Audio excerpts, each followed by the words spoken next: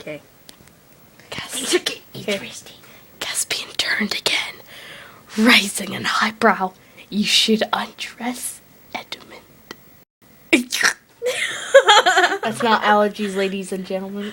Stupid nosebleed. He leaned back, shifting his weight on a hand, accidentally brushing the other's leather-clad knee. It cannot be healthy to bathe fully clothed, can it? I can so imagine Grell saying that. Edmund was not really getting Caspian's point, but who would ever say no to an offer like that? I wouldn't. Well, if you insist, Edmund chuckled, and without further ado, began undressing. Oh. He pulled the tunic whoosh, over his head, dropping it on the floor next to his boots. His undershirt soon followed. Do you do this regularly when you're reading fanfics? You're just sitting there like... Oh, hell yeah. I'll just sit there the entire time going, hey, Mom, come in. What? Reading? Okay. Okay, where are we? Realizing he had started at undressing Edmund, Caspian blushed a little. Hot stuff. Glad that he had let his, Okay. Glad that his dark brown locks were covering his cheeks, he faced the wall once more and waited for Edmund to finish his... He's not even watching. The water stirred, clashing against the wooden tub. That's a wooden tub. Wooden? Would you get like splinters, you know? Ow, there's a splinter in my ass. As Edmund seemed to struggle to get his trousers you would only get that if you're in some kind of motion. Done! Unconsciously, Caspian gulped at the rather cheerful statement from behind. Let's get this over and done with, bitches. No, shall we? Go ahead, Edmund. After a few silent minutes, Caspian was fully relaxed at Edmund's touch. You fail! What was in there? I think there's like a thing.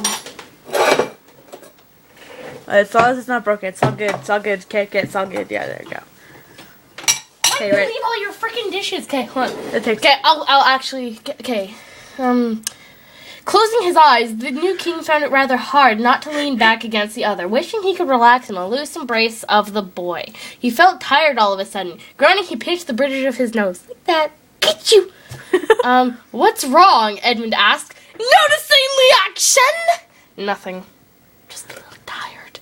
I can imagine that. Reminds me of the old days when Peter and I... Edmund interrupted himself. Ew. Anyways, my hands grow tired too, he admitted. Haven't done this in a while. What? You're a whore. You're a bad man. He chuckled out, and Caspian could feel him moving backwards. Oh, don't move away. Caspian suppressed a yawn and was just about to turn precisely and get out as Edmund's hand descended on his shoulders anew, and pulling him back carefully until Edmund was back to chest with Edmund and blushing madly.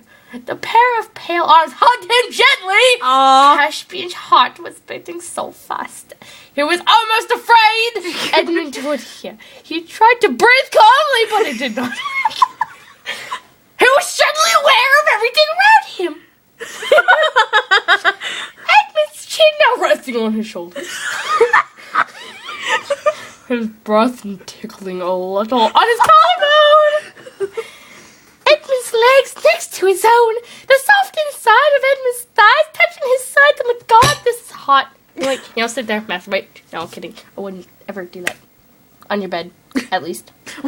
At your house. You're not going on my bed, remember? Not until you change pants. Nope. Yep. Caspian exhaled slowly. Nervous? Your Majesty? Edmund whispered, teasing. Caspian gulped again, sure that Edmund would have heard and even felt it. Well, Caspian, felt the need to justify his actions, but stopped sensing Edmund's hands moving again. He watched the tender hands when parted ways, the right hand stroking the nicely tanned chest.